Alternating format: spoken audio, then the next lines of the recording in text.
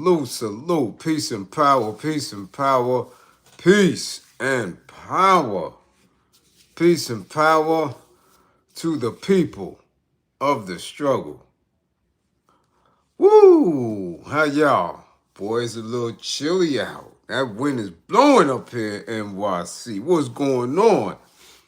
I thank the universal truth and the absolute laws of nature for guiding me, protecting me, and giving me the strength to endure the imperfect. I shall attack with vigor, making progressive moves. A divine mind knows, a divine mind shows. All things work in divine order. All things work in divine order.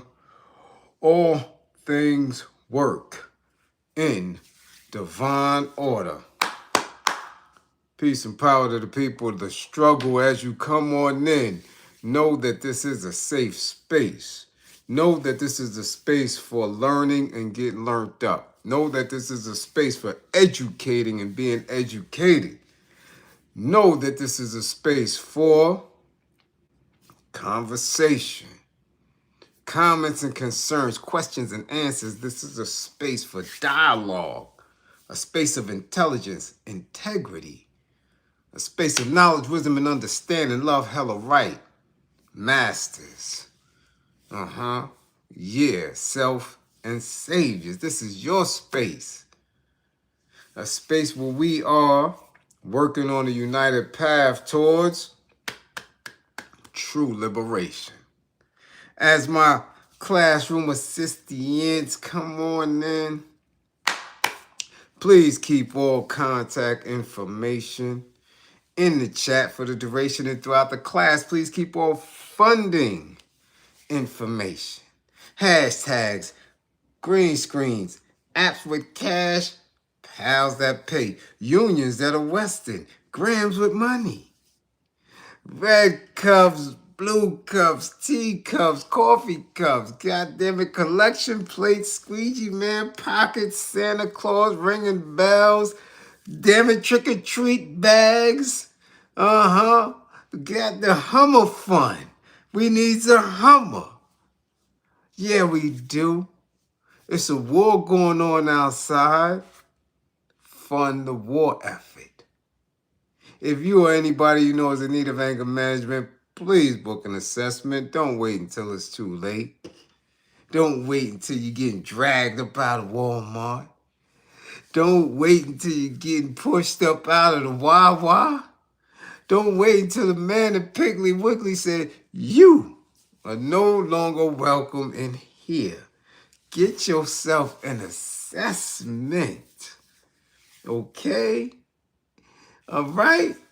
If you or anybody you know is in need of a domestic violence intervention, book an assessment. Stop sending each other outside with your arm in a sling. Soft cast, eye jammies, busted lips and puffed up noses. Stop embarrassing the kids, damn it. Stop having the local authorities know y'all by your first name. Book an assessment. Get yourself some help. If you or anybody you know is in need of an intimate relationship abuse consultation or counseling or both, book an assessment. Learn the warning signs, the behaviors that should alarm you. Man, characters are characteristics that should heighten your awareness. People, conversations, past traumas, events, damn it, places that should have you on 1,000 when it comes to your alertness. Remember, with this information, the life that you save could be your own. How you do, let's get to it. Yes, indeedy. Got some people to tag. Tag New York City, how about that? Oh, y'all tag everybody in New York City. Tag who you know. Tag your auntie, your uncle, your granny, your godparents and godkids. Tag everybody in New York City. because it's about to be on. Yeah, so tag him. Somebody tag the new mayor-elect. Mayor-elect. Mamdani. Mamdani. Yeah, tag him. Tell him to come to class and tell Curtis Lewa. Yeah, somebody tag old Curtis, man. See if he alright. He sure was verklempt last night, all in the throat. We gonna be after you. Somebody tag Curtis, man. I need to know if he alright. Come on through, Kurt. Tag the Royals while you at it. Yeah. Yeah, the UK people, tag them. Tag them. We want to know what that shit is about. Tag the Royals and tag the sexiest man alive. God damn it. I'm trying to figure that out. How you the sexiest man alive and you sweet? What the fuck? What? Come on now. Somebody tell me something. Somebody tell me something. Somebody tag T Trizzle. T47, you alright? Tag him. And while you at it, somebody tag Coach D Mac. Coach D Mac. Where's my coach? Coach D Mac. Newly appointed interim coach at Wagner. Out there in Shaolin. Tag him. Let's go. Let's go. That's what we talk about. To tag yourselves. Yeah, tag yourselves, goddammit. Let's see who's in class. Oh, Eric Carlos, first in class. The River walks in and Tone. Ken Williams and Shook the Bear TV with my green apples. 1, 2, and 3. Let me find out. A-Wood. Detroit. A-Wood is in the house. Yeah, Philip Boone, what's going on? Mrs. Reels, what up? Mrs. Reels in the house, y'all. We gotta send healing strength to Mr. Reels. J Twin. Yeah, Mr. Reels, man, some old wild meth head or something done ran into my brother while he was pumping gas and all that. Somebody at the Wow, the Piggly Wig, wherever he was getting gas at, them ran, send him universal strength and healing. Come on, man. I keep telling y'all, make sure y'all come back to class with all 10 fingers and 10 toes. He coming with toes and elbows. Come on. Mr. Rails. S. Beckles. London is in the building. The UK Massive. What up, Magic? Lil Brick. Call the Royals. Why you over there? Call the Royals, but tag the Royals. Tell them to come to class. We need to explain it. Yeah, Hood Scented Highlights. What up? Threats, Philly. Chris is in the building. What up? Bam, Woods, Philly in the building. What up? Philly deep. Philly be deep. Somebody tag our skin on all of them. Tell them we deep in this class. Charles, what up? Enlightened Josh. 55, Josh. 55. Coming up in here, sneaking up. 55 for Josh, y'all. JB, what up? Block Monster, what up? Merklo, what up? Jane Doe, what up? Strictly Game, Mr. Strictly Game. LA's in the building, y'all. We see it. Mario, what up? We see you. Construction Site Media TV, what up? George Johnson, what up? Yeah. What up, Taylor? We see you. Who that? Uptown Dre, what up? Big Red Shaolin. We see you. What's good? Geechee. What up, Geechee? Hey, Boogie, what up? We see you. God damn it, we gonna get into it, hey, Boogie. Brewster. Brewster. 55. 55 for Brewster. Yeah. What up?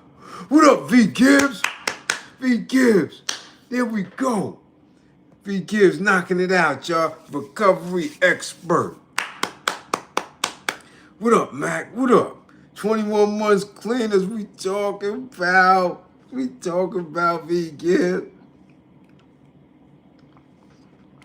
God damn it. What's going on? Like I said, we giving shout out to one of our classmates, one of our most dedicated classmates, Coach D Mac. Taking over the helm of the men's basketball team at Wagner. Salute to Coach D. Mac. That's what we talking about. Salutes. Send him much salutes. And again, Mr. Reels, twin, get back on your feet. Okay, we sending all universal strength and healing to that direction. Okay? Yeah, that's what we doing. Ta-ta, what it do? God diggity doggy. Yeah. That's fold up. Where we starting at, y'all? I know where y'all want to start at. I know where y'all want to start at. I know. Y'all want to talk about what's going on in New York City politics. Don't y'all? Move it up. Don't y'all? That's what y'all want, huh? I know what you're here for, damn it. But look, I wasn't telling y'all nothing from the rip. I told y'all I don't play that. I told y'all before. I was raised up in it. Okay? I worked on campaigns, man, from as early as 10, 11, 12 years old, all the way to recent, to pushing for a state assembly person. You know, I done seen it all. From signing petition level to being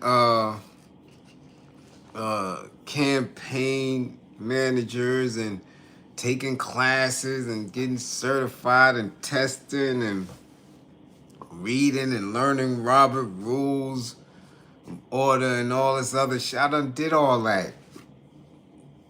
Research. We did. Listen, I don't play the game no more. I don't. I refuse to play the game. Not going to do it. But we can't even have class without going through it. I know y'all got questions. And I'm going to do my best to open the floor for it because listen, it's late, so I'm not going to have no extended goddamn lecture on this shit. Okay? It is what it is. But I'm going to tell you right now, I think it's a play. As with everything else. I'm telling you right now. I think they playing in your face. I think he's going to name now, and if I'm wrong, I'll be wrong, but I think he's going to name Eric Adams police commissioner. I think he's going to have Andrew Cuomo as the new chancellor for the Department of Education. Yes, I do. You know, I see that. I see them playing in people's face. Why? Well, first of all, those two have removed themselves from the Democratic Party. So they're independents, and they ran independent. Okay? You want to really, really, really get to the bottom of it? If Sleevar would have pulled out and Eric would have stayed in, it could have been a whole different outcome. You understand? Either one of those equations. I believe that because they took certain strategies that they playing in people's face. They playing in people's face. For real, for real. Both of them, I'm talking about Mayor Adams, who's still a mayor until January, and Andrew Cuomo, right, who is now independent, were very, very gracious after the election results, and I don't see them moving away from the city in the coming year. I I'm thinking they're going to be involved in it to some degree. To some degree. So we will see. Remember, this is what I'm calling. I'm calling it. Eric Adams, police commissioner. Y'all can talk all the scandal stuff you want. If they really wanted him and if he was attached to any of that in this day and time of snitching, of telling, he would have been indicted for a whole lot of shit. The way they cleaned out One Police Plaza, I wouldn't be surprised if they slide old Eric Adams up in there. Okay?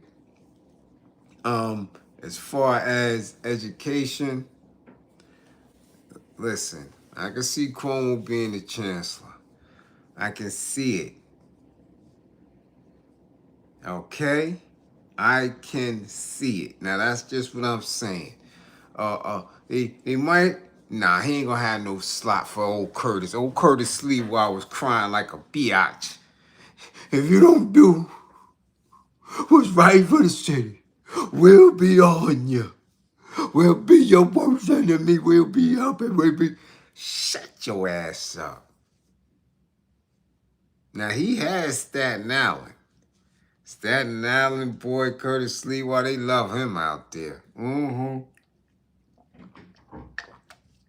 They love him out there. And he got that. But that's about it. You out of here. It's gonna be fun watching what's getting ready to take place. I will tell y'all this. I don't see any extreme changes coming. You know, unless he do a lot of local shit, like get rid of the 25-mile-per-hour street shit everywhere. Tell these traffic agents to fall back and stop giving everybody tickets for dumb bullshit as far as parking. You know, de Blasio milked the city enough with that shit. Adams didn't think to get rid of it. Y'all need to calm him down. Especially since you is the first Muslim first, and they made it specific Arab Muslim to be at the helm of city government. Okay, do something significant. Okay, because I'm watching elders all around certain areas of the city who may not be able to get up and move a vehicle, who may not have people right there, and they're getting booted and towed and all that because you got these down to the very second as traffic agents, these rats. Okay, if you want to make some type of impact, everything else is already in the play. So all that lowering rents and all that, that's just bullshit. A lot of that campaign shit he was talking, he's not going to be able to do any of it. That shit is in. It went through courts. Okay.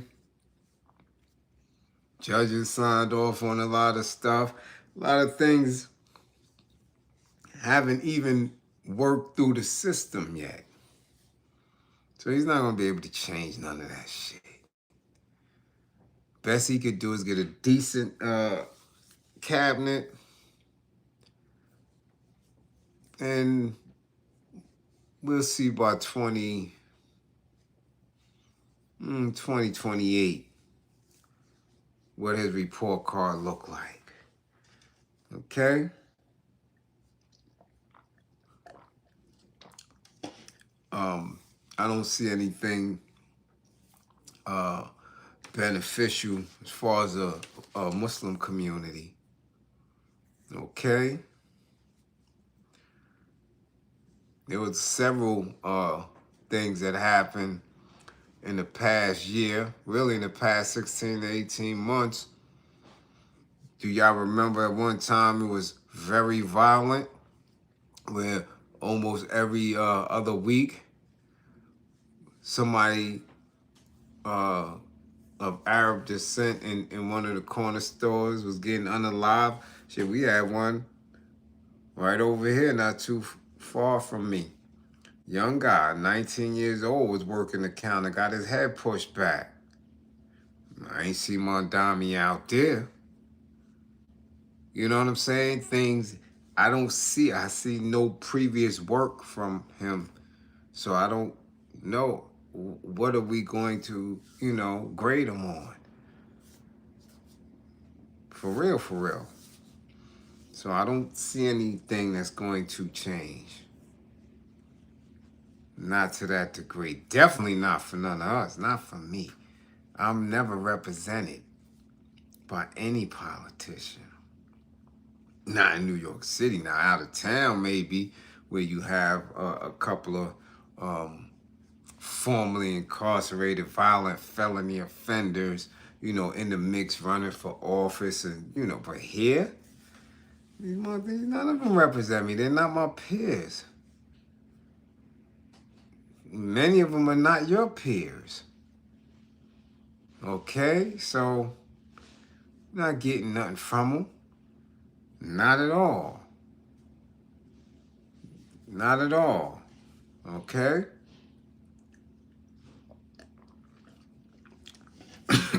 I don't know them. I think they playing in your face once again. We'll figure it out. We do know what T47 said, though, right? T47 said, I ain't giving you a dime. No federal bread. But look at everything that took place with T47. You see that, right? He ain't get shit. Nowhere. Nowhere.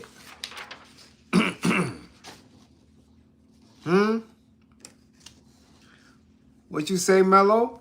They don't know shit about vacant lots and abandoned buildings. No, they don't.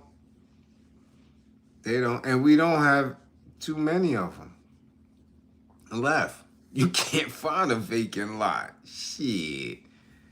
Nowhere. T47 is a felon. T47 ain't no real felon.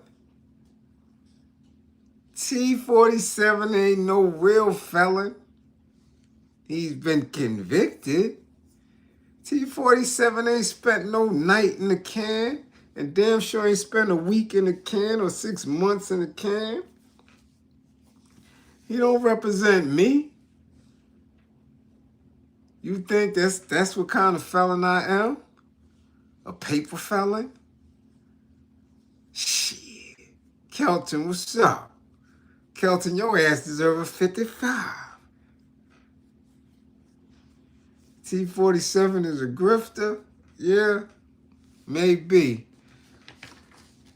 But we gonna see how shit really turn up. There's a vacant lot on Milford and Hegeman. No, it ain't. Milford and Hegeman. Milford and Hegeman. I'm on Milford and Hegeman every day. Milford and Hegeman. That shit probably sold already. That little spot with the other building that's catacornered to the other skinny little building, that little shit. Guarantee you, look it up. Guarantee you that shit sold. Somebody own that. Very few vacant lots. Yeah, at the end of the street. I know what you're talking about right there. I know exactly what you're talking about.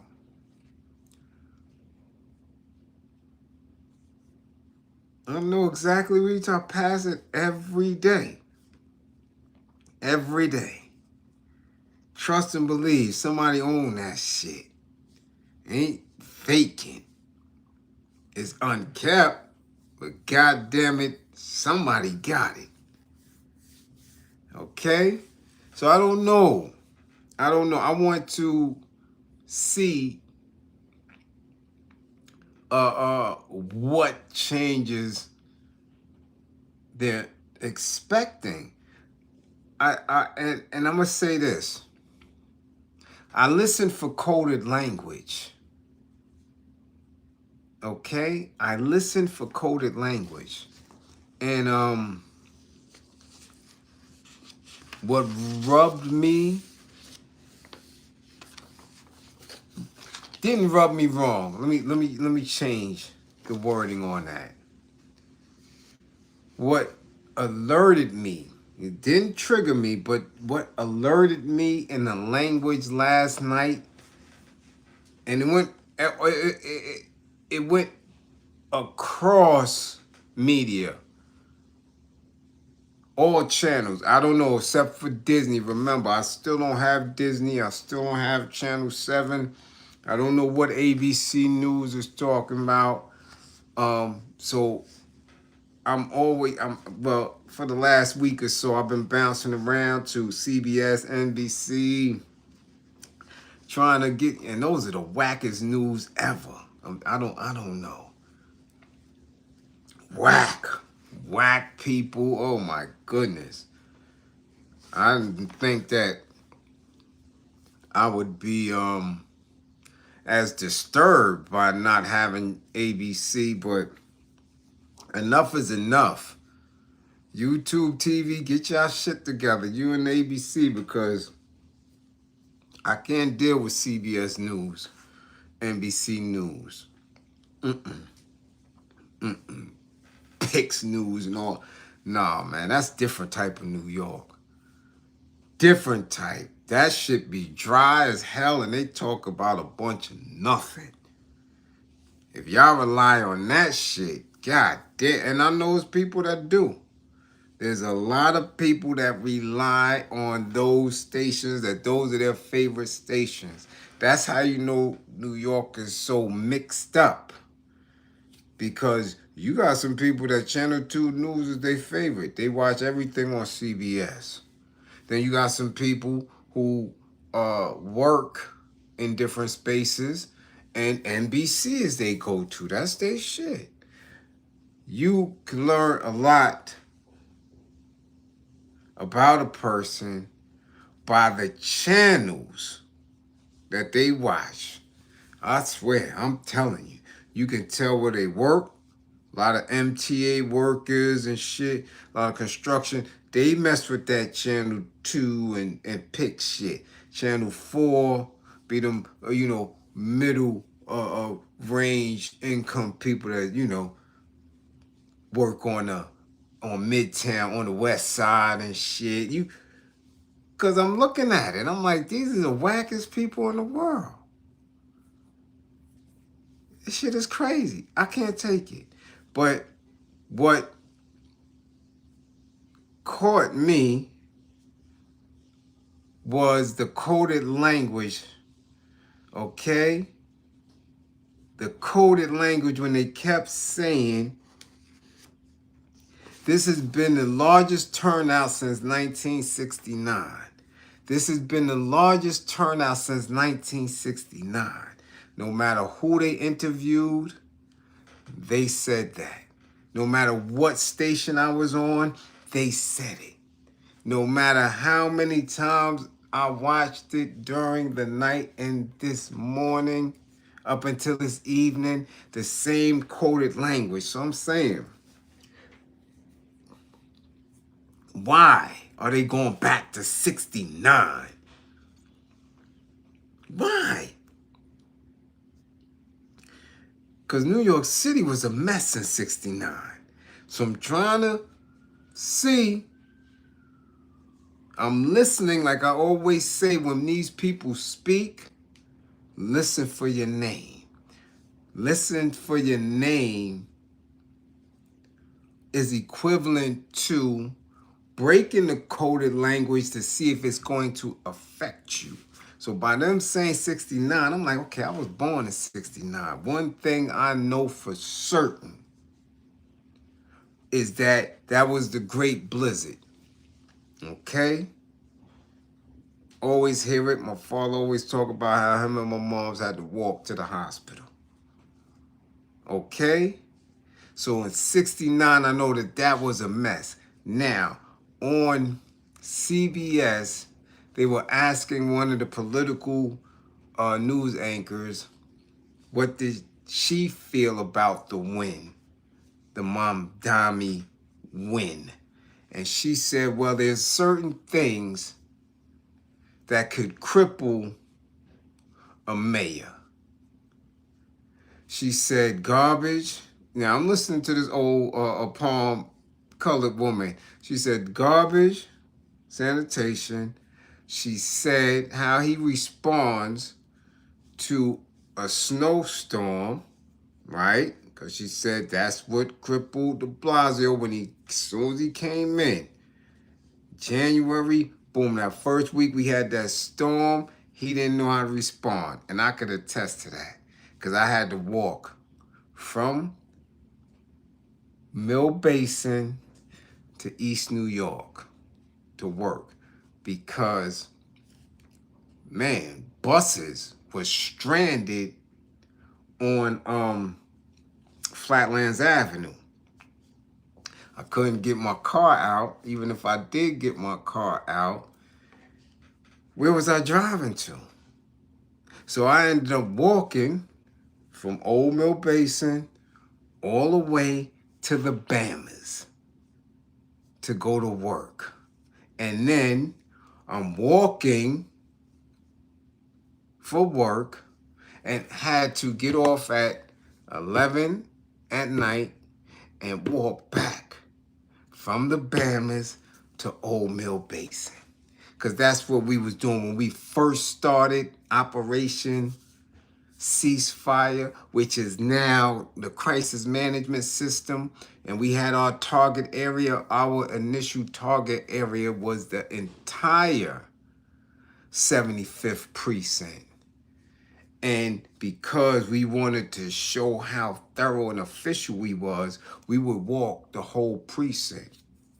East New York, one of the biggest precincts in the city, is broke up into 3 zones.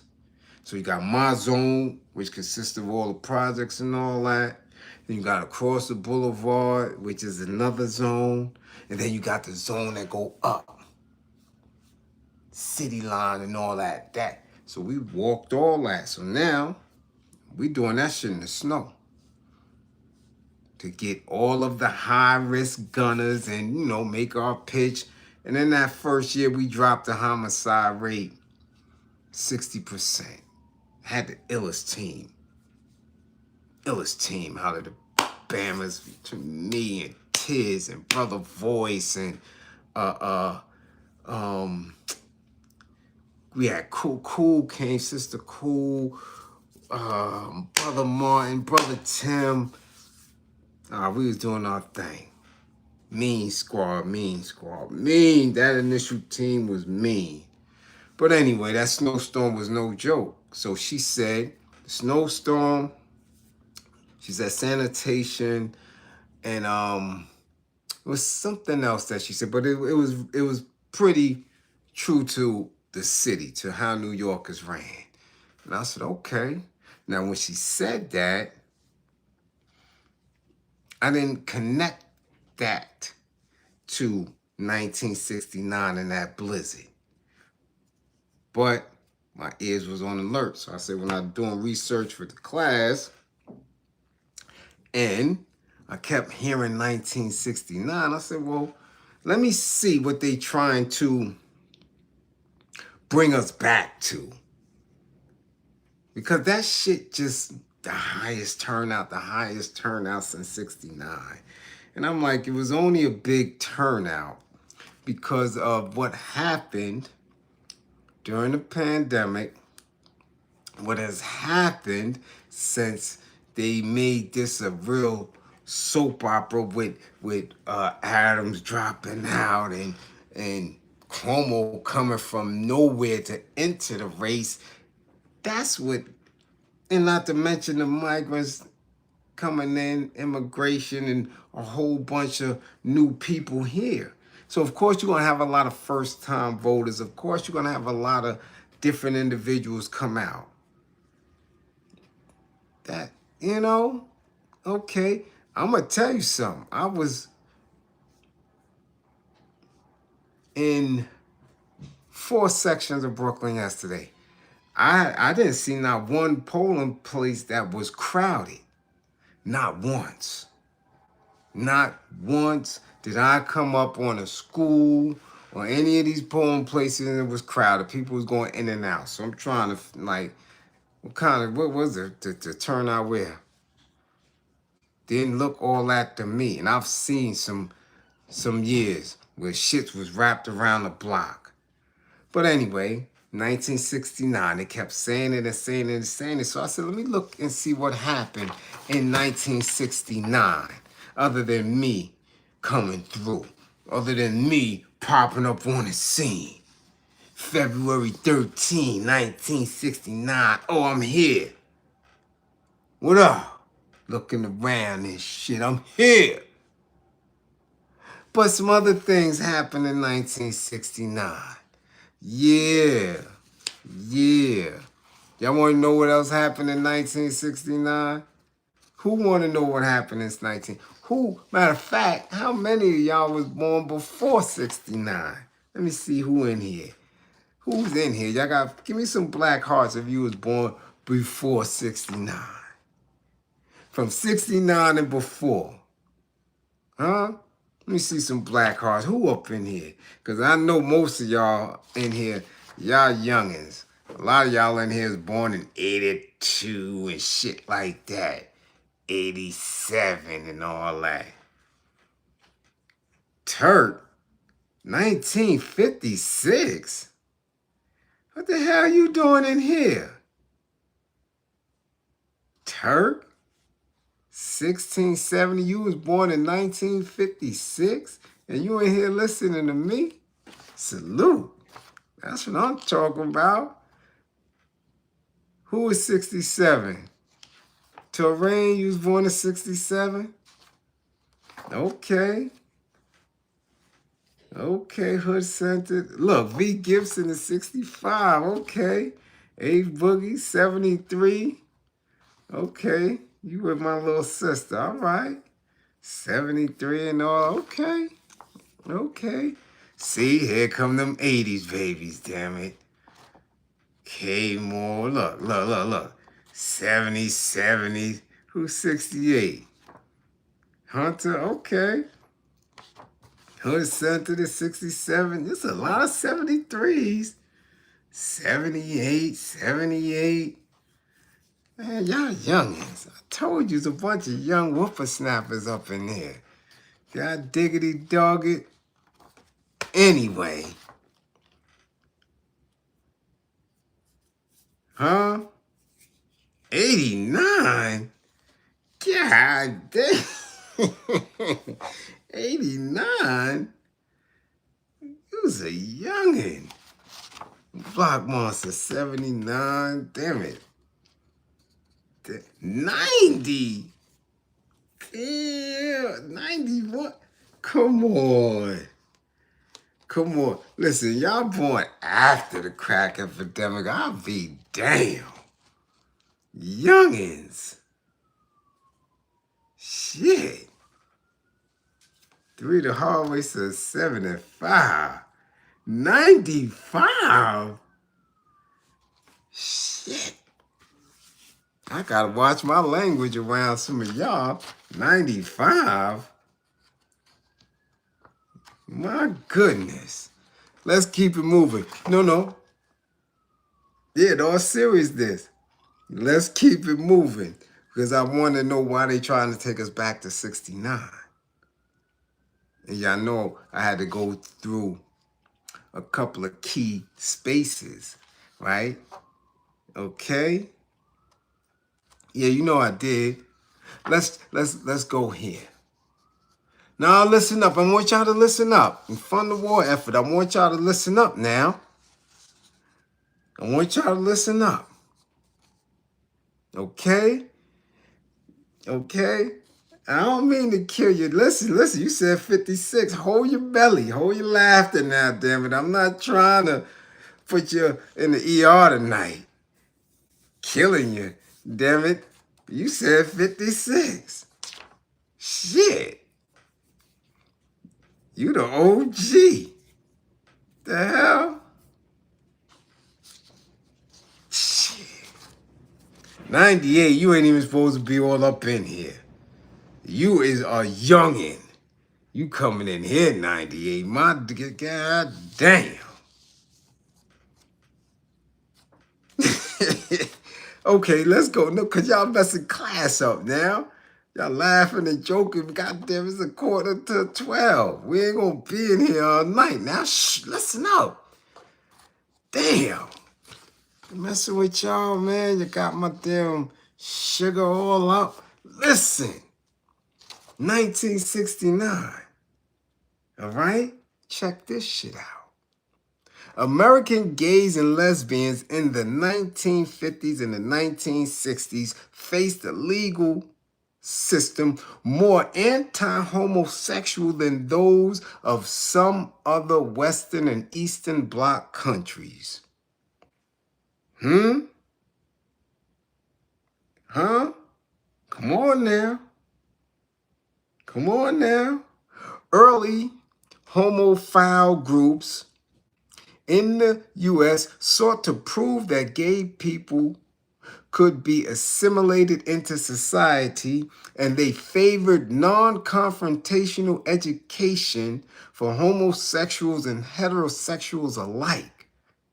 The last years of the 1960s, however, were very contentious, as many social movements were active, including the civil rights movement, the counterculture of the 1960s, and anti-war demonstrations.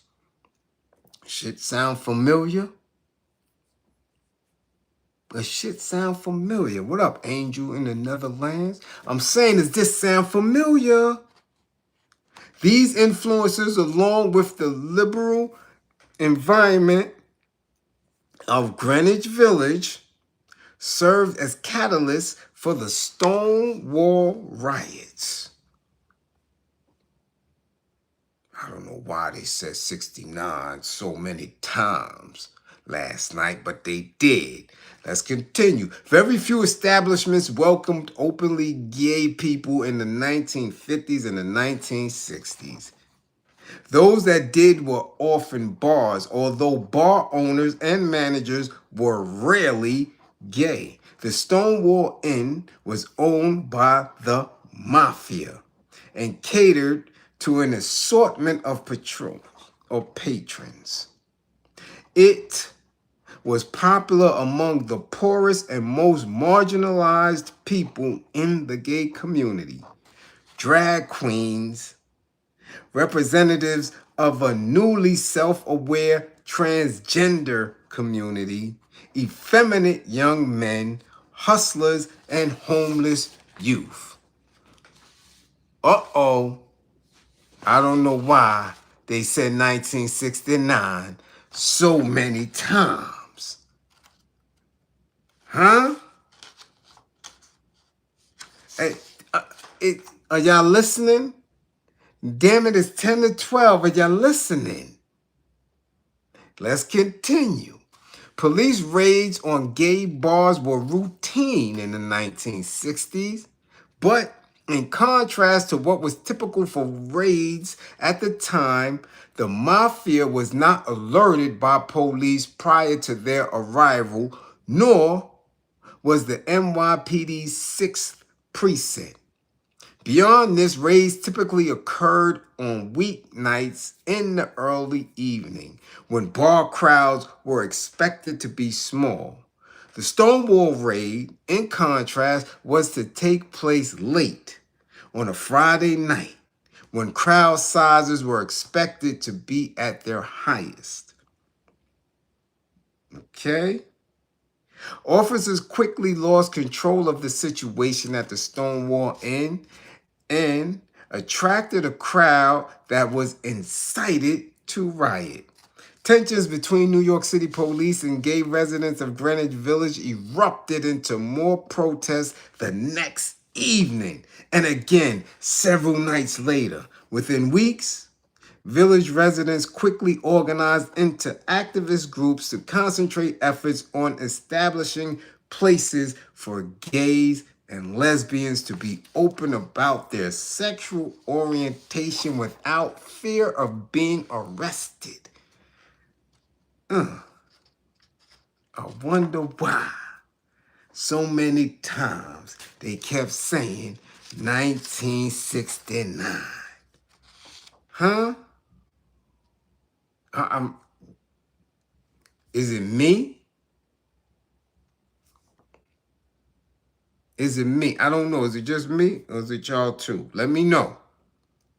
Is it me or is it y'all too? Let me know. At 1:20 a.m. on Saturday, June 28th, 1969, four plainclothes policemen in dark suits, two patrol officers in uniform, Detective Charles Smythe, and Deputy Inspector Seymour Pine arrived at Stonewall Inn's double doors and announced, "Police! We're taking the place."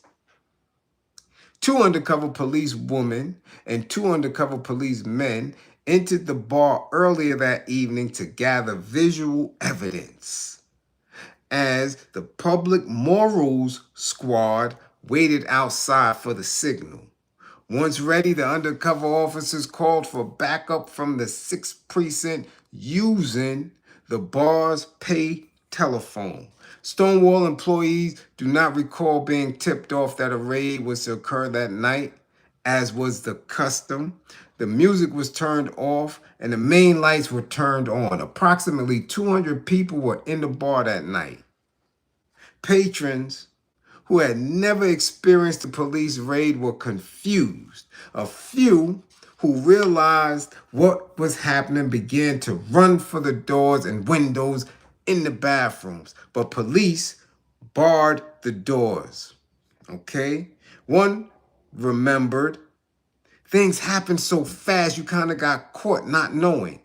All of a sudden there were police there and we were told to get in lines and to have our identification ready to be led out of the bar. 69. Huh? 69. Come on now. Listen up. Let's listen, because I'm trying to figure this shit out. The raid did not go as planned.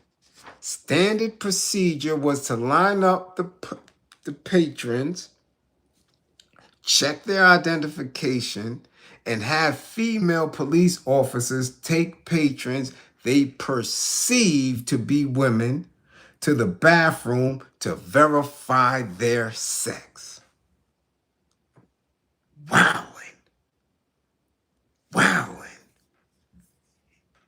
What's going on, New York? The officers would then arrest any trans women or drag queens. The women refused to go with the officers, and the men in line refused to produce their identification.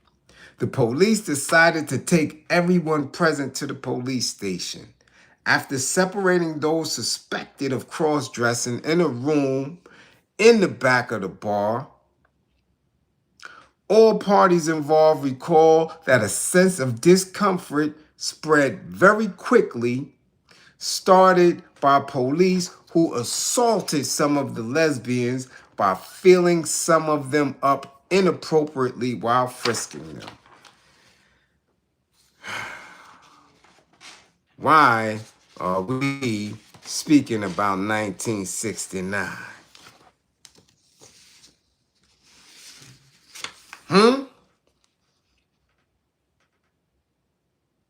Huh?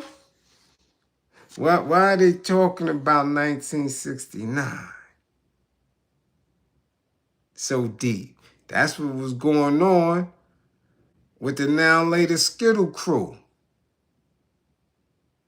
And they're organized. Y'all do know that they wild out. Y'all do know that Stonewall. And remember Stonewall and the Stonewall. You do know that was days of rioting and fighting police and all that. Okay? Huh? Yeah, I do know that. Yeah. So why are we talking about 69? Why? Now that was June. That was June. You know what else happened in June? Of 1969?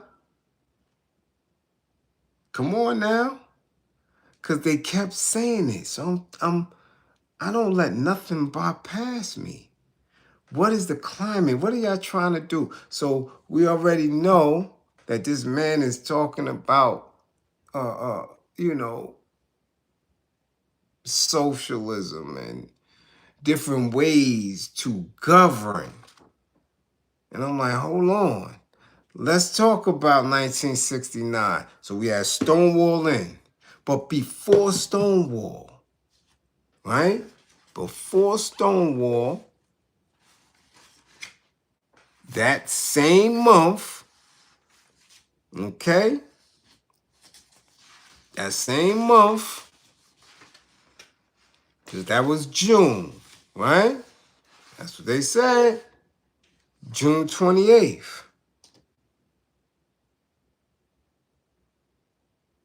Clarence 13X had trouble sleeping by 1969. He feared that he would be killed and instructed his followers to remain strong if he were unalived. 1969, Clarence 13X was having trouble sleeping. Okay? Father Law, the father, Clarence 13X, feared that he would be killed and instructed his followers to remain strong if he were unalived. On June 12th, he spent time with several of his disciples at their school. He left the school between 2 and 3 a.m. on June 13th and then gambled for an hour or two, as was his occasional practice. He traveled to Dora Smith's house to rest. He was ambushed by 3 assailants who fatally clapped him while he was in the lobby of her apartment building at 21 West 112th Street in Harlem within the Martin Luther King Jr. Towers housing project. Clarence 13X, father of law, killed, assassinated in Martin Luther King Jr. Towers. Wow. Wow. That morning, several people from the mayor's office met with his family. The mayor later visited the 5%er school to express condolences. Clarence 13X's funeral was held 4 days after his unalivement. It was attended by about 400 people and was followed by a procession through Harlem. His death put the leadership of his movement in question. There was no clear successor. At the time, his followers were primarily teenagers, and several of his top leaders subsequently struggled with addiction.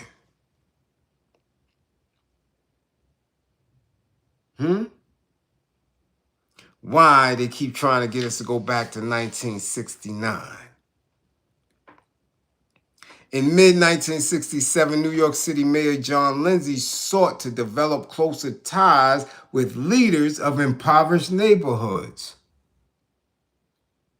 Zohran Mamdani is always speaking about impoverished communities.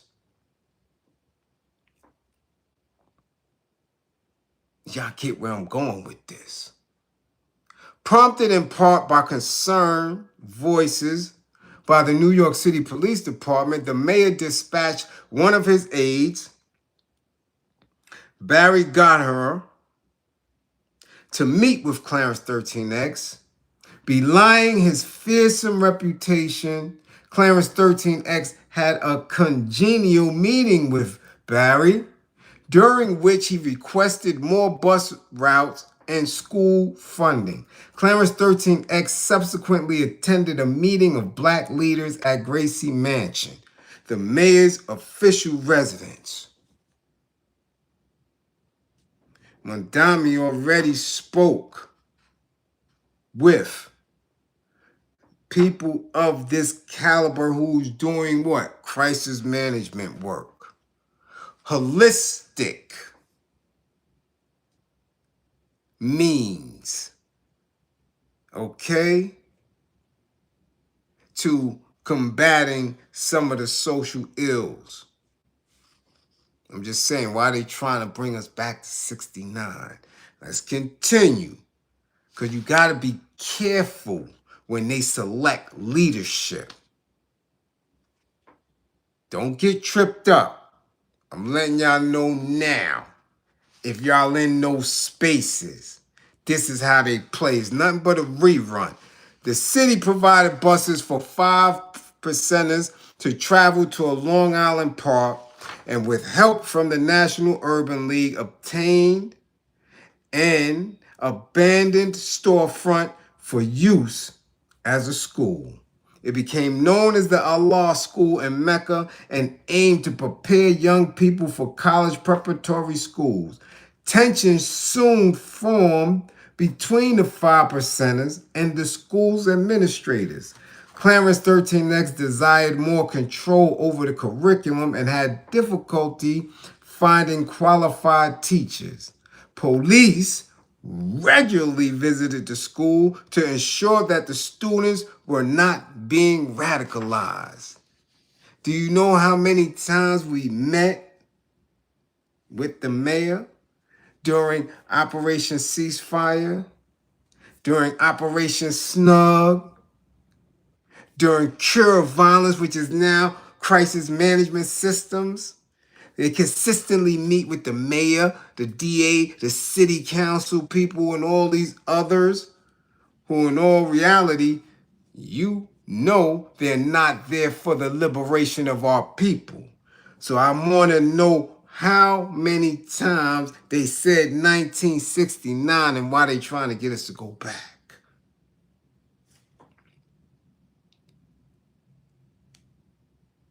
Coded language. Let's see what else happened in 1969.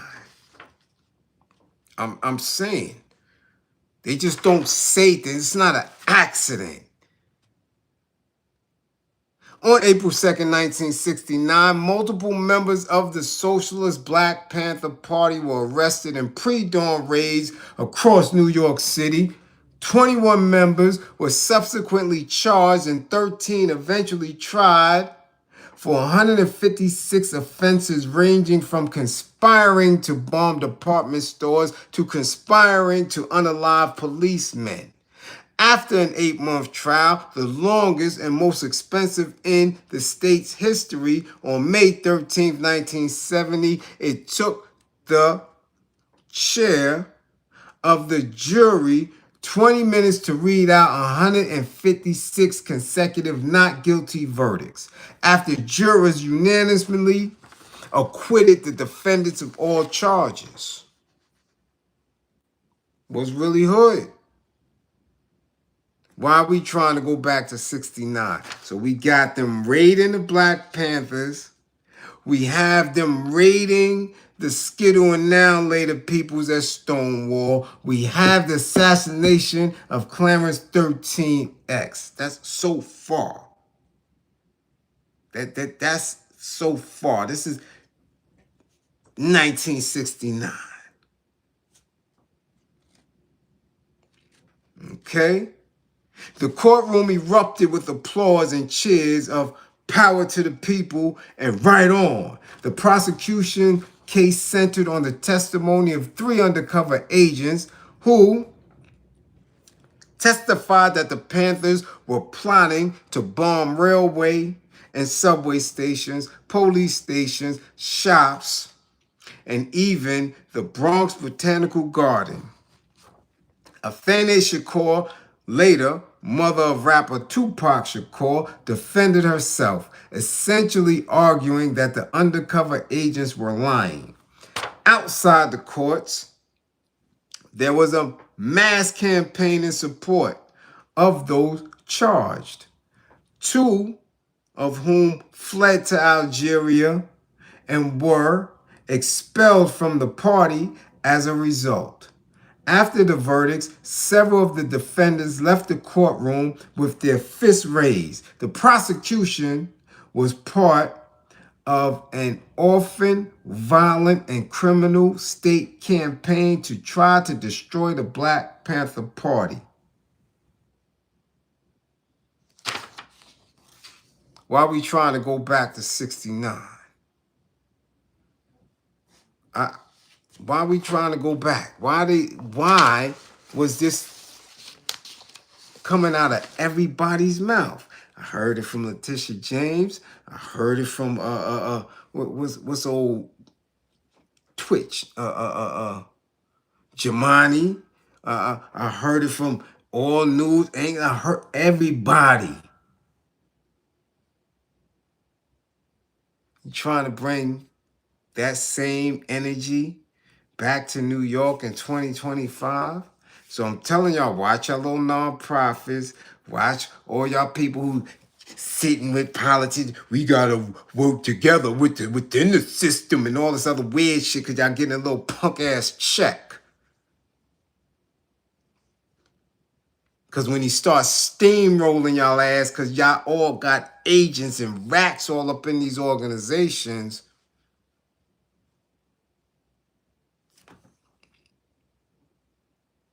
you're going to figure out and find out why they keep talking about 1969. Largest turnout since 69. That shit is coded language.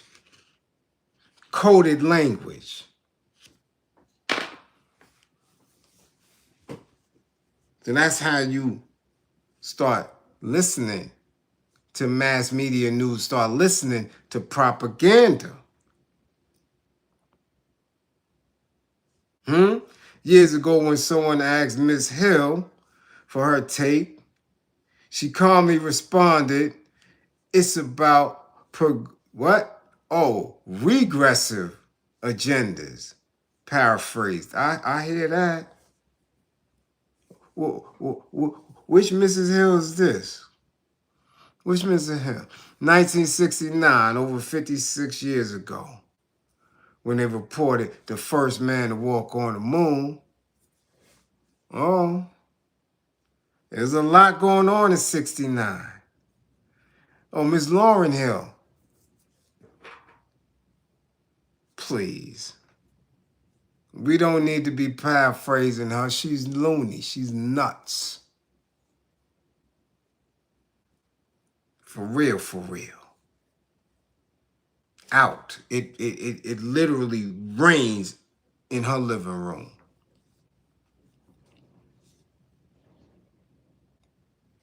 It rains in her living room. Okay?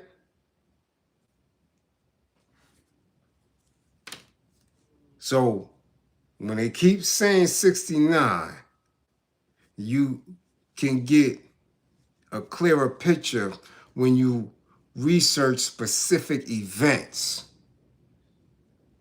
in 1969. Stonewall raids, Black Panther Party raids, the assassination of Clarence 13X.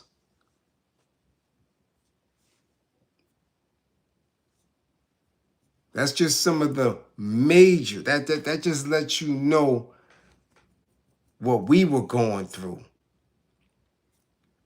Okay? Not to mention that was high time for the heroin epidemic. Full blast. So I don't need nobody coming in 2025 talking about 1969. It's a disservice. Yes, Ninth Chairman Fred in December of 69. Listen, and if anything,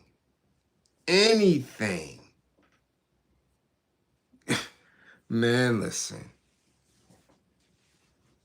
The board game Monopoly debuted in 69. Okay? So all that's you don't never hear that many people say the exact same statement on mass media if it wasn't a coded message in there.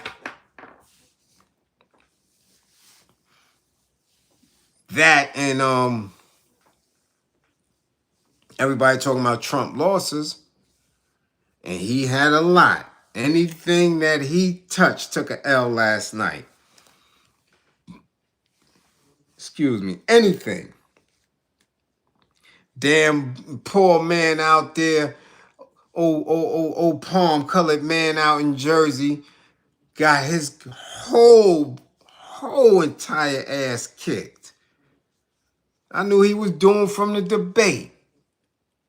All he spoke about, I love the president.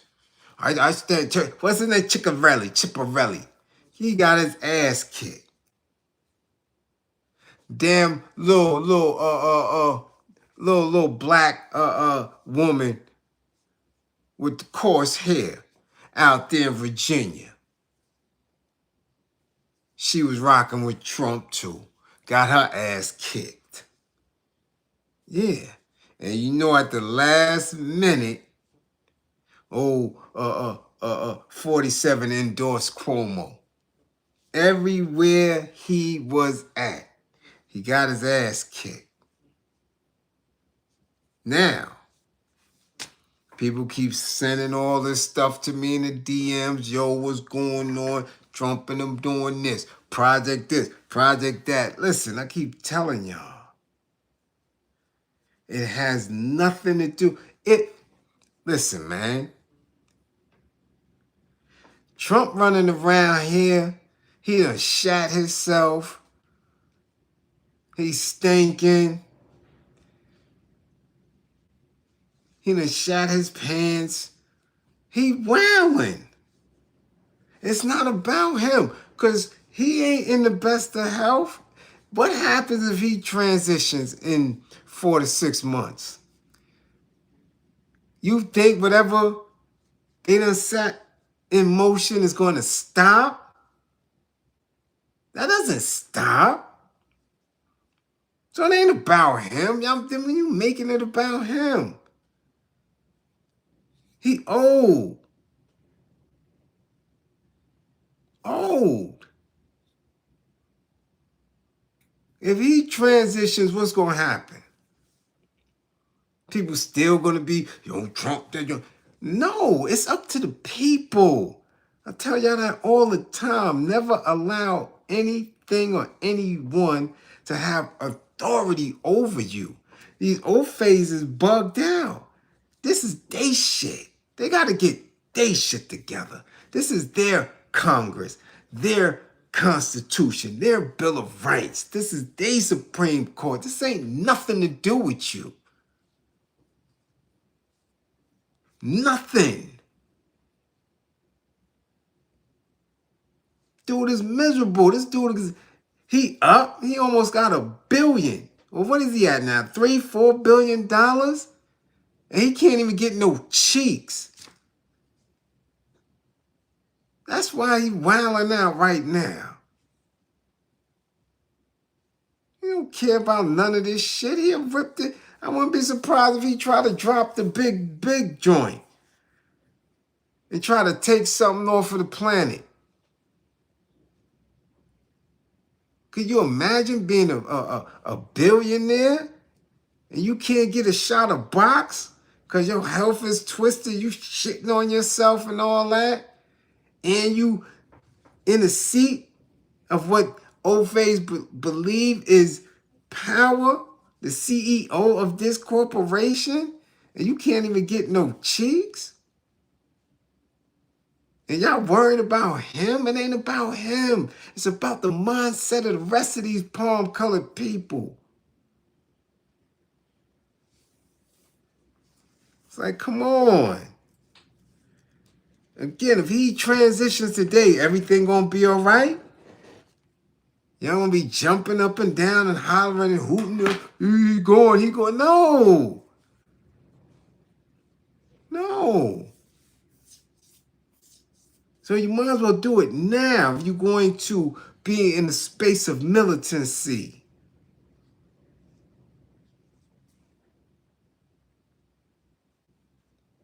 Come on. Come on now. I gotta think. That says more about us. And we letting something like that. Hammond, Mitch McConnell can't even walk. Shoes got his ankles twisted. He falling. Oh. What? You got this dude, he can't even walk. But because he in that space, they talking about delaying flights and planes falling out the air because y'all allowing these drunkards, these bugged out 730 individuals move and run and govern.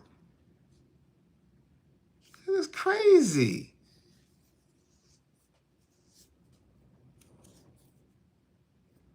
It's crazy. Yeah. Come on, Bernie. You seen old Mitch McConnell. He can't even walk. Like, knees bad, ankles bad, hips bad. And who the first one to pick him up? Old black, shiny ass nigga. Were you all right, boss? Helping him up, holding him with extra care. But I guarantee you, his mama, that same black law enforcement, whoever the hell he was, won't pick his mama up, won't pick his daddy up. Mama and daddy probably in a nursing home somewhere with all type of bed bruises and all type of bullshit. But you in Washington picking up this old Faye. That's where our minds is at right now. Should have left that nigga laying right there until whoever had the camera came and picked his ass up. What your black ass doing that for? That's how off cold we are. Get out of here. He would have been a commercial if my ass was in there. Help. Help. Man, lay your punk ass down. Shut up. You'll be all right. Get your ass up. You talking about dudes that done put laws together that done sent your people away for years. Decades. Kept y'all out of getting housing. All type of bank fees and corporate this and that. And y'all still running around these damn palm-colored people wishing them good in their books and get that shit out of here, man. Come on, stop. Stop. So if something happened to T-47, you think none of this is going to keep playing out? It has to. It has to. Because y'all allowing it. They shit is over. They shit is crumbling. I don't know why. Y'all don't see that. They shit crumbling. Look. I'm going to tell you how it's crumbling. Excuse me, let's continue. You want to know why it's crumbling? Check this shit out. This year, the actor Jonathan Bailey was named to the honorary unpaid position. The Wicked and Bridgerton star is likely the first publicly out gay person to receive the award for the sexiest man alive. Unless there's something we don't know about some of the other honorees who preceded him. He told Jimmy Fallon, "It's the honor of a lifetime." This is a palm color. This is an Ofe who is the sexiest man alive. How the hell that happened? Out.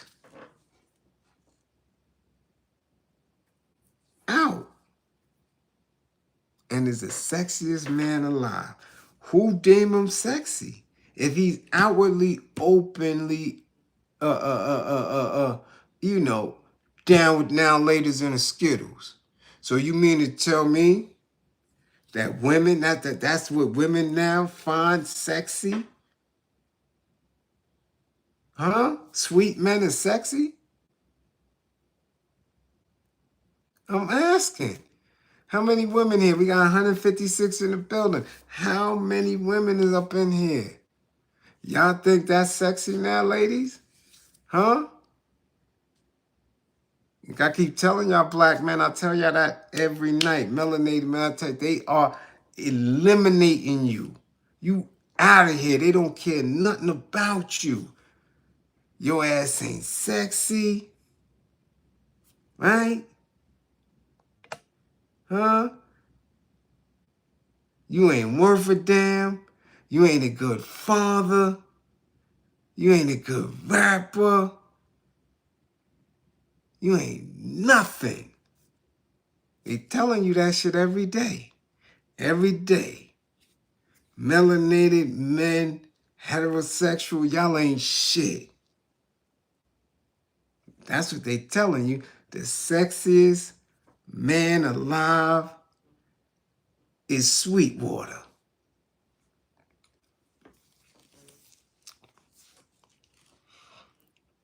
Because, look,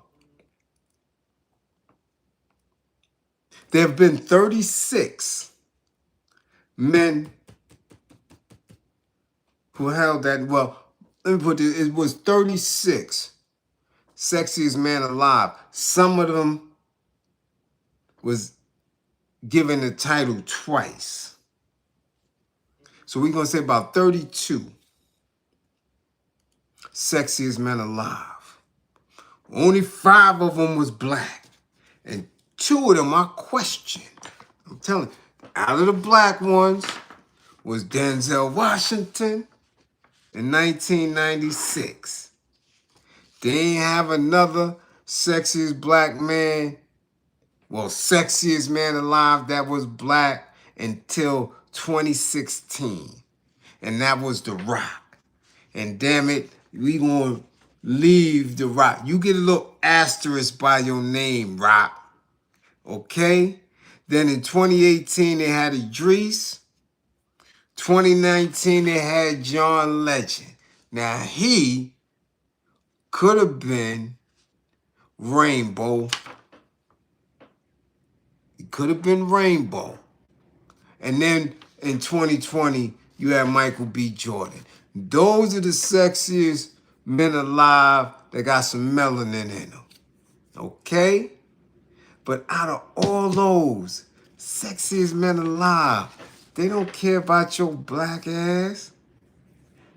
They don't. Now they put somebody up there who is open and sweet. So I'm trying to figure this out. Because the first sexiest man alive was Mel Gibson. If I'm recalling right, it was Mel Gibson. And what do they call him? They call him a heartthrob. Right? All of the sexiest men supposed to be heartthrobs because women find them attractive, not men. Women find them attractive. That's why they sexy. So they had Mel Gibson, Denzel, right? Tom Cruise, Brad Pitt, and all them other, all of them who women supposedly find attractive. So how this pan out this year? Who was the voters this year if this man is openly out and they gave him the title? I'm telling you, palm-colored men are losing their prestige. Okay? Huh? They losing their prestige when they do it. Listen, we got to put him up there. What? How? How? Sexiest man alive is sweet. Hold on. So let's see what they call the criteria for sexy. Let me see. It's not just appearance, right?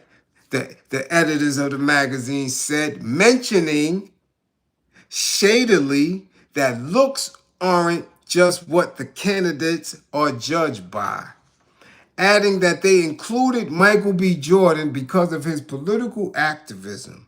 So you can be sexy with an asterisk and feel bad forever.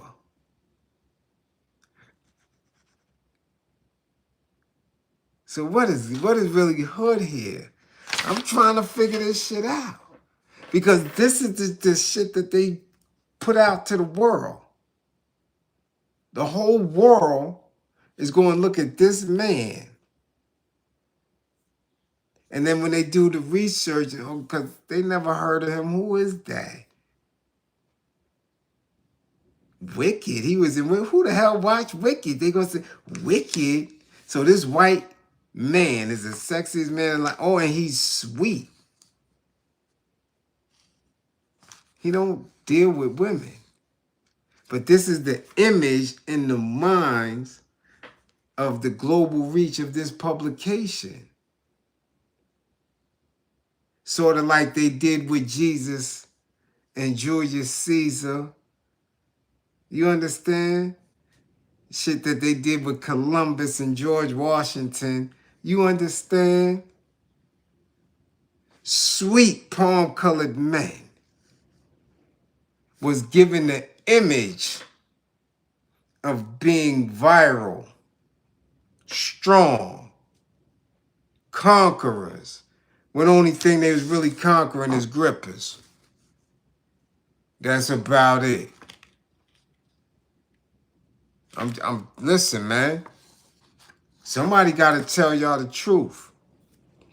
I gotta keep it a buck. There's no way in hell that this can sit. So you got somebody who's in the White House that be shitting on himself, stinking and shit, mad because he can't get no box, but he's in charge of the free world. So in entertainment, the sexiest man alive is somebody who, we know what he about because he said it. He's open, he's out.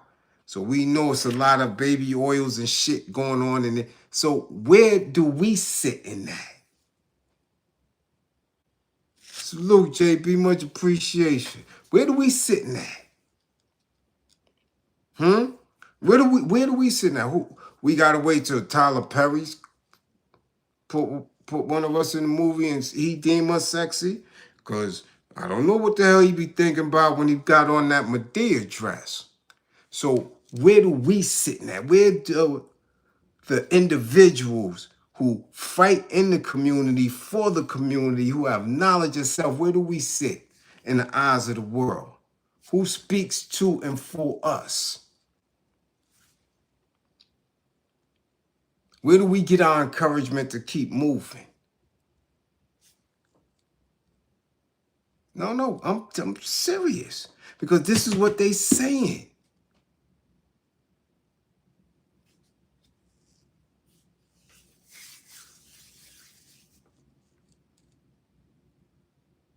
What's good?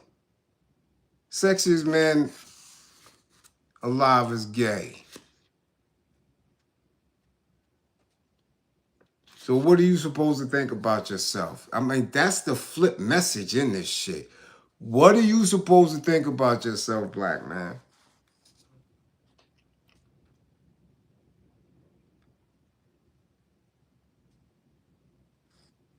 Hmm?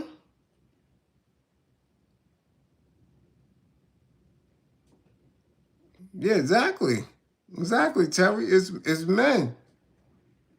That's what I'm asking. Because if it's women, women is gonna look at somebody sweet and say, that's sexy.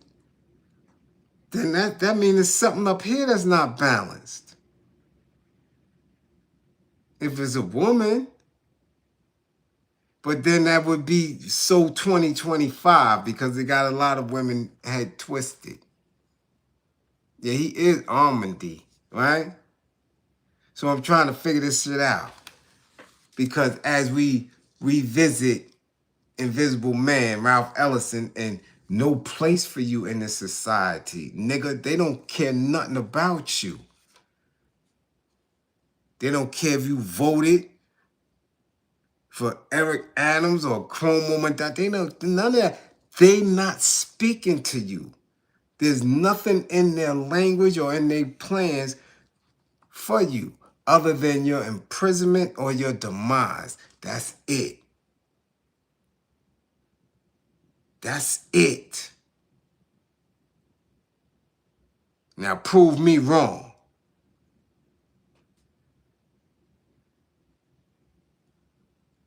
Prove me wrong.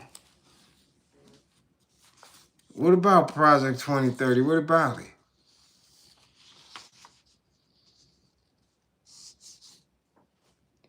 Shit means nothing to me. Because either we going to fight to prevent it or we not. You going to let the project just move. Just that simple. And I know that their prestige is falling apart. Right? And white men are having it bad. They down bad. They done.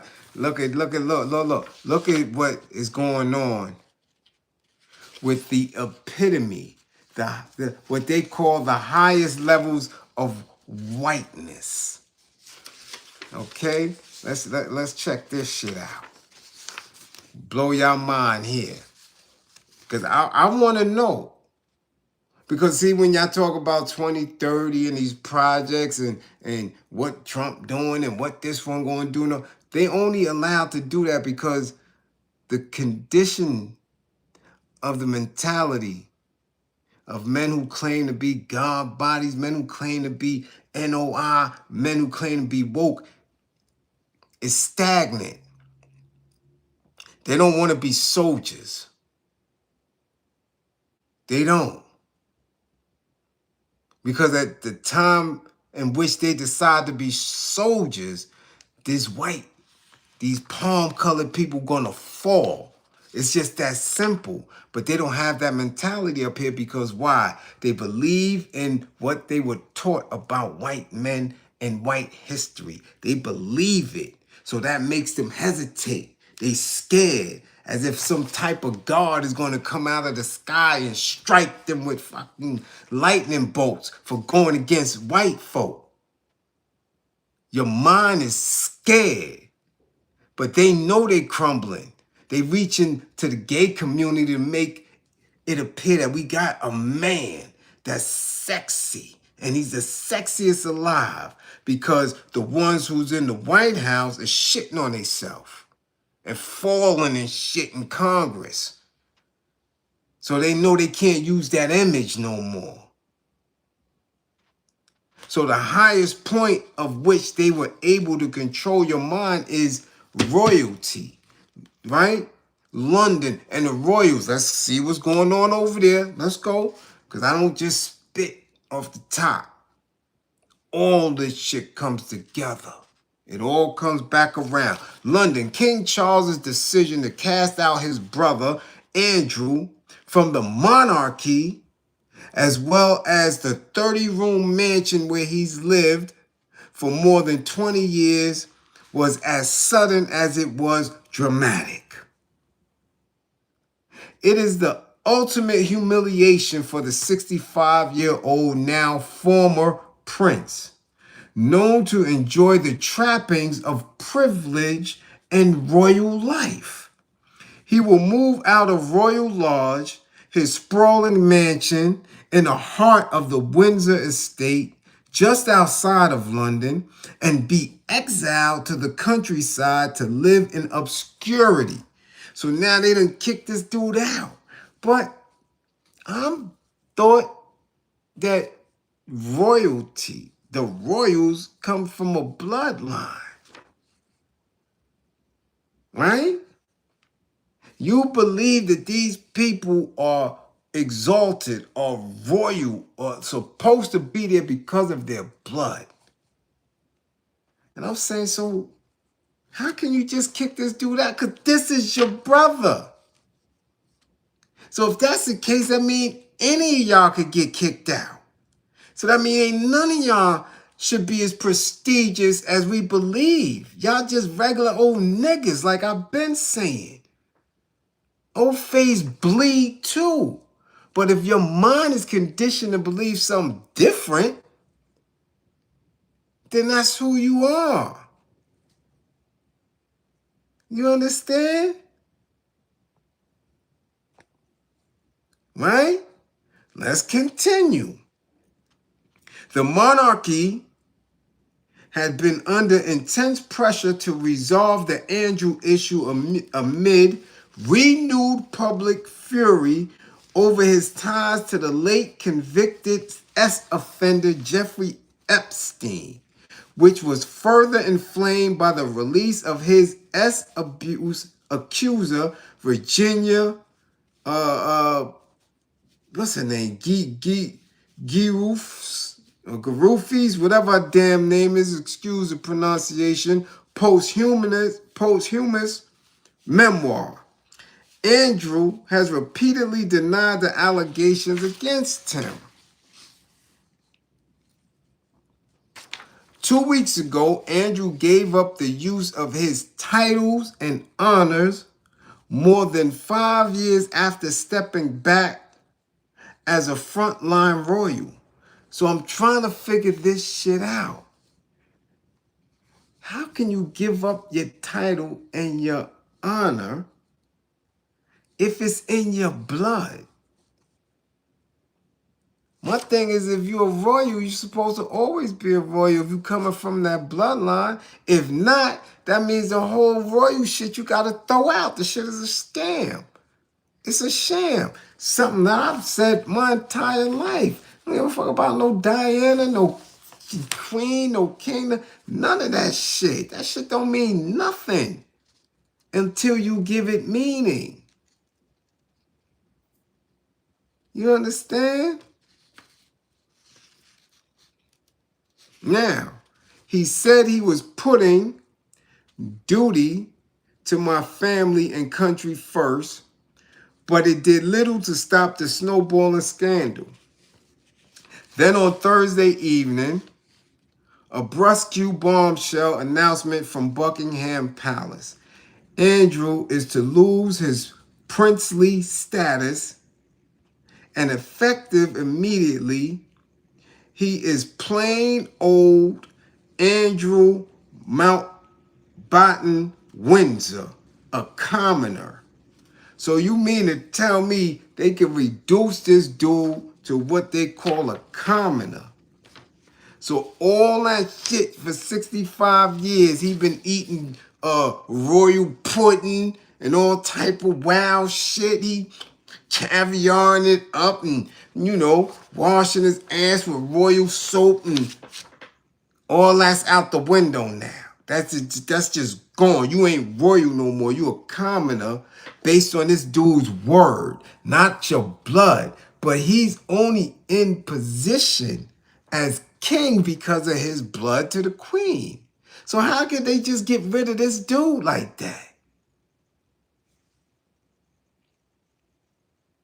So that means that shit is bullshit.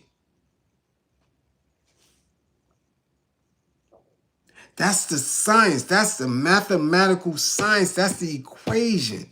That shit don't mean nothing. Right?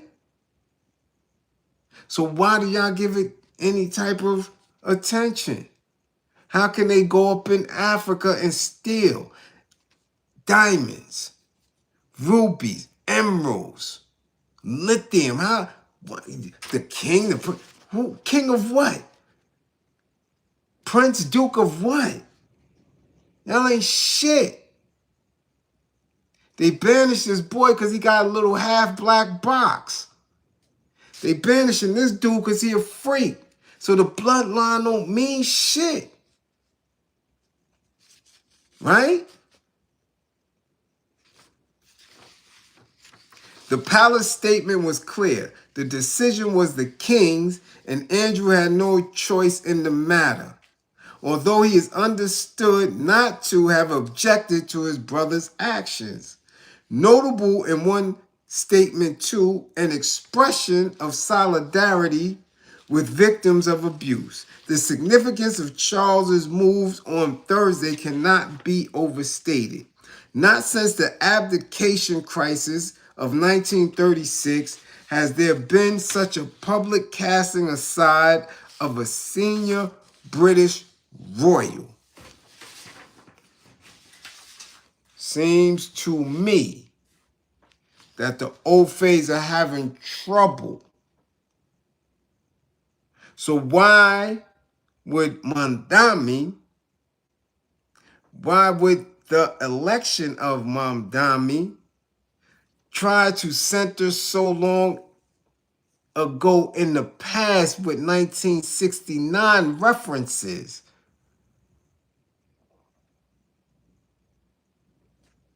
Huh? What's good? The decision would doubtless have been difficult, and given the personal family dynamics at play, deeply personal. But the monarch had no choice. The monarch had no choice. Andrew's controversies have been dogging the family for years, and the publication of his accuser's memoir was the final straw. The negotiations to get to this stage will have been challenging, but the monarch had no option but to engage damage control mode.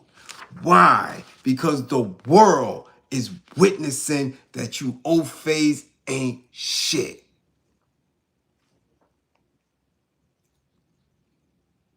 Never been shit. It was not just the public that had expressed outrage and frustration. There had also been increasing calls for Andrew to appear before a parliamentary committee. Perhaps this move will head off that particular indignity. Now again, I'm trying to figure this shit out. What is a royal? Royal. Status or power. Sovereignty. A right or a right or perquisite of a sovereign, such as a percentage paid to the crown of gold or silver taken from mines. 2. Regal character or bearing, nobility. 3. Persons of royal lineage. 3b. A person of royal rank, an elite class. Royal, a right or jurisdiction granted to an individual or corporation by a sovereign. So you born into this shit. This is your blood. How can they just dead you from it? So that means he don't have no more, right? He gave up all his shit, so you don't have any status or power. So that means we can see him somewhere and kick him in the ass. Right? That's what they saying. We can see him somewhere because he got no status, he got no power. He's a commoner based on what King Charles said.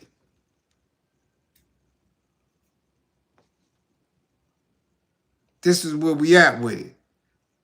So when you see him put foot in his ass, it can't block. We reading it block. It can't be your blood. It can't be your lineage. It says it. We know that's what they say the definition is. Let's find another definition. Another different dictionary. Noun. Royal. Right? Royal status, dignity, or power. Sovereignty. To be elevated to royalty. A person of royal lineage, a member of a royal family, a royal domain, kingdom, realm. So how can you get kicked up out of that? But they kicked him up out of that, right? Come on now. That's what it is. Look. Royalty. The term originated from the payments owed to the English crown for extracting resources from its property. Also, a royalty is a type of personal property that can be inherited or gifted. Come on, man. How can you take it back? Make it make sense. So that means, and I want to know, because they said that the royal family is Freemasons. So you mean to tell me that he don't have no power no more because he's been banished? He ain't a Freemason no more? Like where we at with it? Make this shit make sense.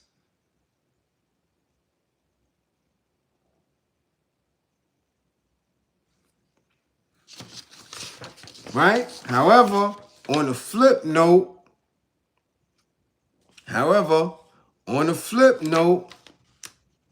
check this shit out. You banish your blood brother. You kick him out. He don't have shit.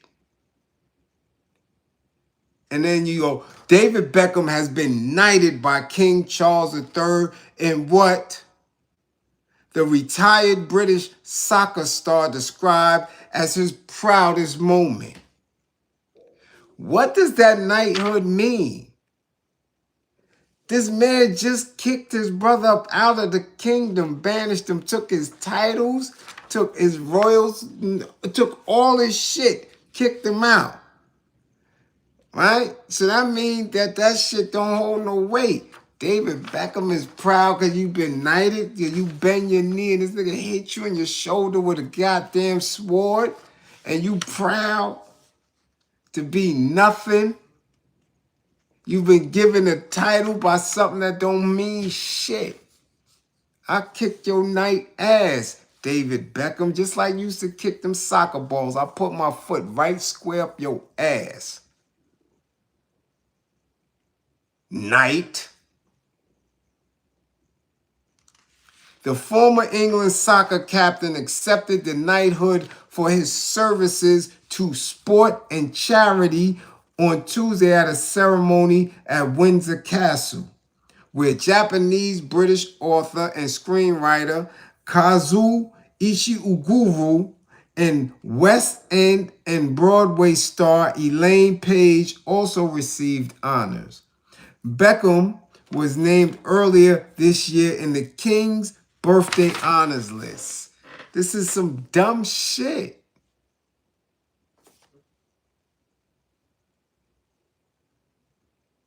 This is some dumb shit.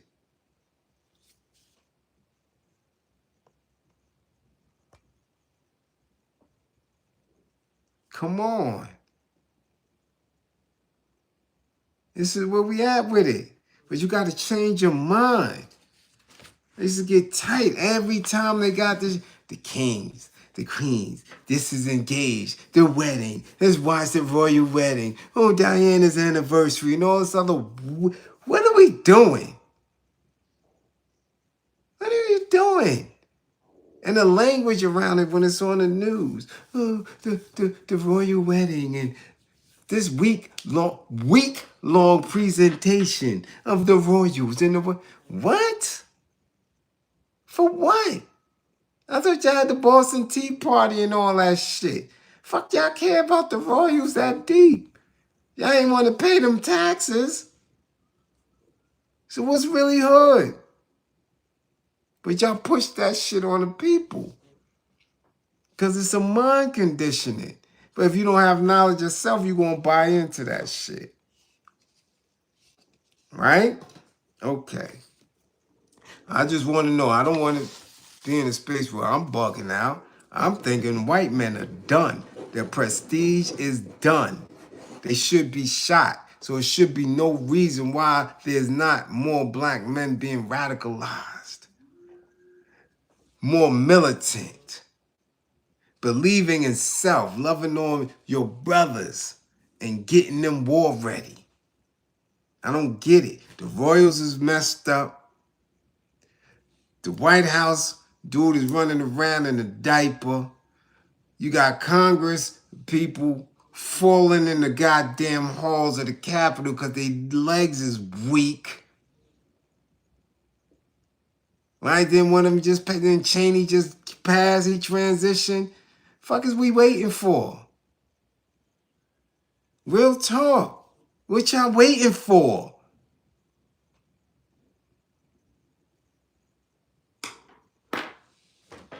Y'all bugging out. So you can't tell me about no rapper that got a deal with some old Faye. I don't want to hear that shit. JG got a deal. No, got a deal. Ye got a deal. The fuck is y'all talking about? Y'all impressed? Because these dudes is getting their ass rubbed by some palm-colored men? So they give them a few dollars and put their face on a sneaker or a bottle of liquor or some jeans? That's a deal? Y'all impressed with that shit? Or a podcast deal? That's the type of shit y'all... Come on, man. Come on, yo. Come on.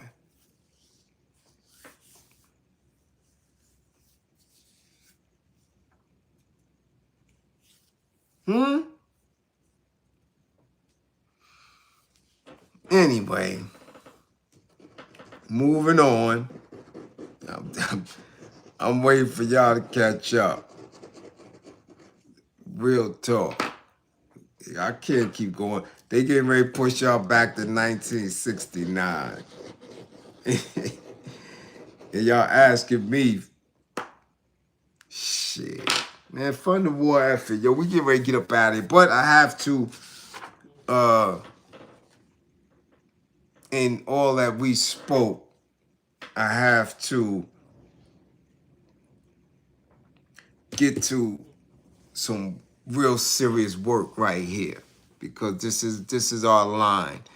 We talk about anger issues and anger management and how detrimental it is to all of us if we don't have our anger in check, if we don't know our triggers, if we can't recognize it, right?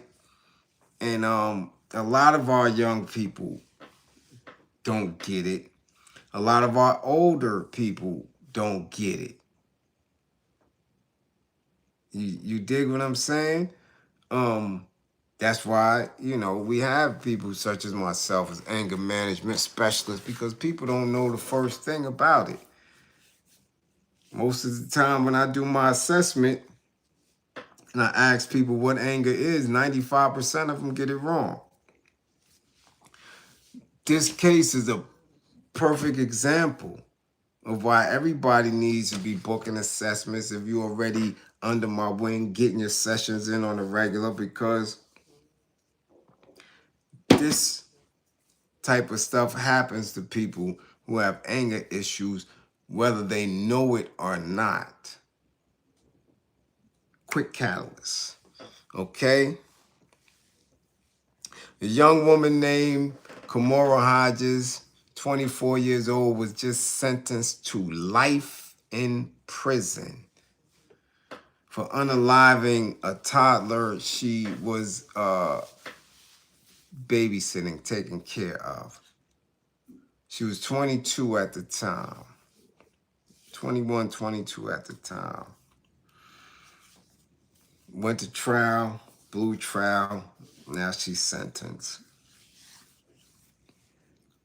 And I'm in a space where I'm like, damn. When you hear young men, right, getting sentenced to life in jail, 40 years in jail, 25 to life and all that shit, we're in a space where we shrug our shoulders. Because our brain, because of the trauma and our knowledge and us witnessing the death styles that they are into in the street, it's become commonplace for us to hear young men getting those numbers like that for a lot of the shit they do, whether it's gang life or, in the streets trying to, get a quick buck. We hear that. I've had partners. I still got partners that's in jail over 30 years. But when it comes to women, our, melanated women and them getting served this time for this is weird. It's weird for me that a young woman at 21 could be so angry that she allows this to happen. Now, the mother of this toddler, up until this point, has confused people with her ability to accept what is going on and, in fact, not hate this woman. Okay? So check it. The mother of a Roseville boy, unalived by a babysitter, said that she doesn't hate her former friend and wishes her the best at the woman's sentencing. Taylor Starks, 22, spoke at the proceedings in Macomb County Circuit Court for Kamora Hodges, 24, who was convicted 2 months ago of first-degree felony murder for the 2022 slaying of 2-year-old Kyrie Starks, who was under her care. Starks accepted the offer to speak after the judge granted an adjournment request by Hodges' lawyer, who said she wants to accompany her client at a probation officer's interview with Hodges for the pre-sentence report. Starks criticized Hodges for fighting the charges and failing to take responsibility for her actions, but still says she does not hate her. So she wanted this girl who she put her child's well-being in her hand to just cop out. This is what bothered her the most after her dealing with the child's death, is that this girl wouldn't take responsibility, wouldn't cop out. From what she's saying, she's like, you should have just copped out. All right? And that's what bothered her. Okay? So now, let's continue.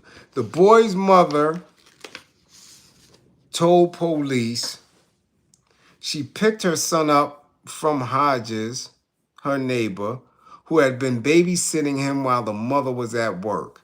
Hodges had been watching the child on and off for 2 months. Hodges told the mother that the boy didn't look normal, so the mother called 911 and had an ambulance sent to the apartment. The child was taken to the hospital and had emergency surgery for severe head trauma. He later succumbed from his injuries.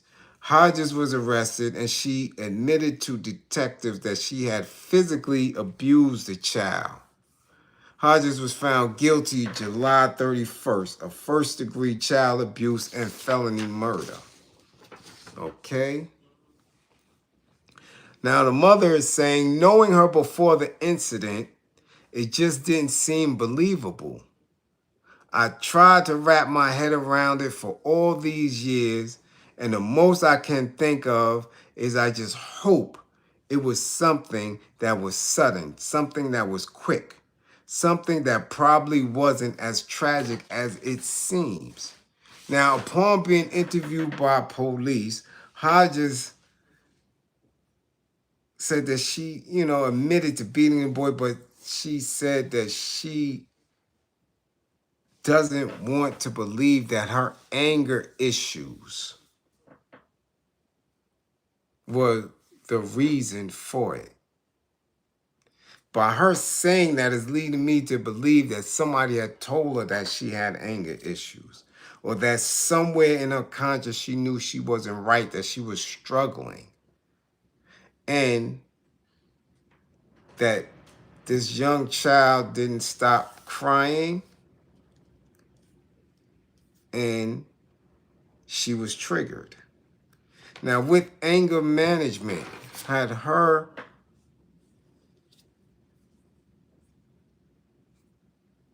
or could her case have been avoided? I don't know.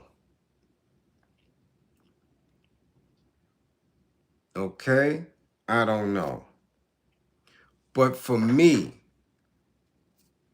believing in my work, I know that at least she might have been able to catch herself.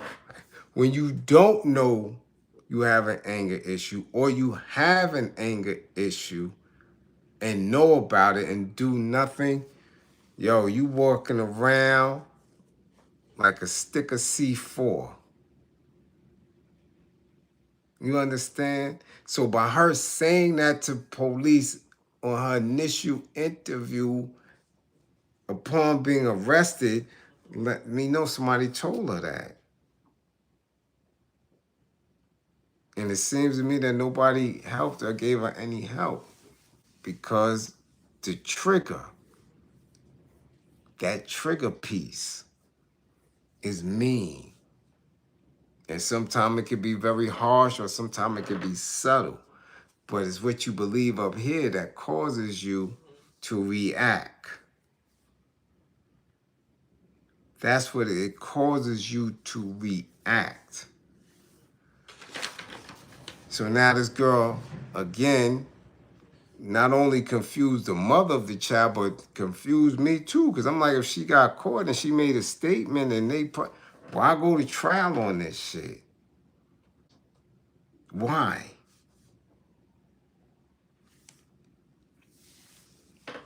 Why?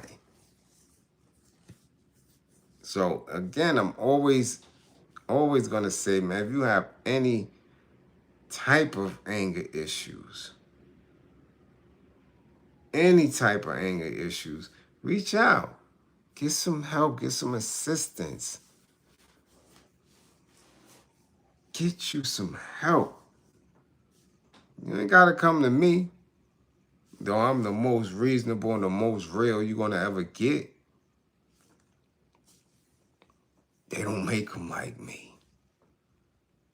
You can't tell other therapists shit that you really did or been doing. You won't tell that to no Ofe. You wouldn't dare trust that. So therefore you won't get any true work done. You dig? With me, you ain't got a choice. I know the bullshit. I know where you at, what you been doing, how you been doing it. And we're gonna get to the root of it. Just that simple. But here, a young girl, 21, no telling what kind of parenting she came from, whether she was nurtured or not. We don't know what kind of trauma she been through, but we do know a lot of our young people have this same energy.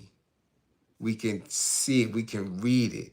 They look off, they walk off, they're running around. You can actually see struggles with mental illness on their face. This is not something that You know, I'm pulling from the wind. You can see it. You can see somebody that's struggling.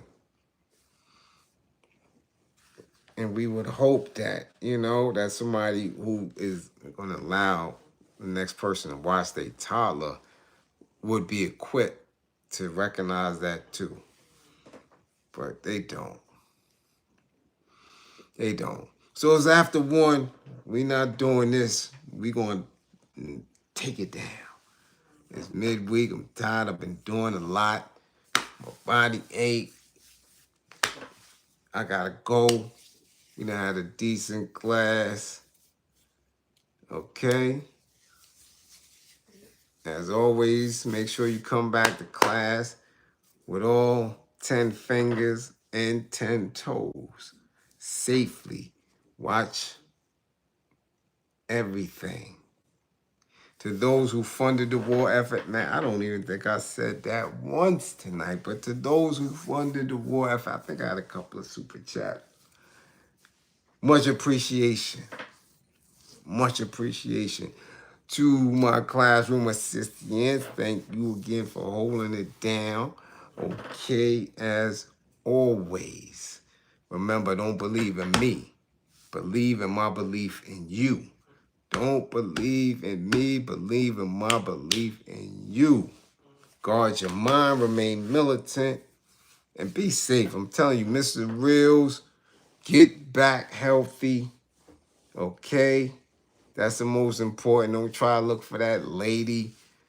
Let the authorities handle that shit. And when they find her, yeah, take her ass to court. Get broke off for every damn thing.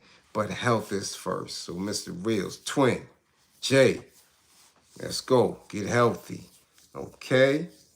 Again, shout out to Coach D. Mack, new coach of Wagner men's basketball.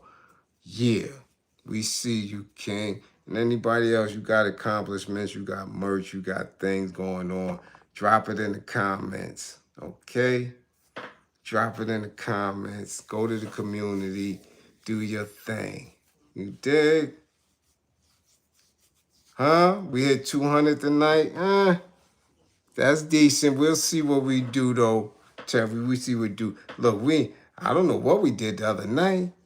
I don't know how that shit got to 11,000 views. But I told you, we don't depend on this. We don't rely on this. This is our tool. This is our space. This is our classroom. Whatever it do, it do. You understand? The real work is out here. You know, I see you keeping an eye on stuff. That's how we do. So again, New Yorkers, man, we got work to do. All power to the people. Yes, indeed. Yes, indeed. And 55, gang. Get y'all grades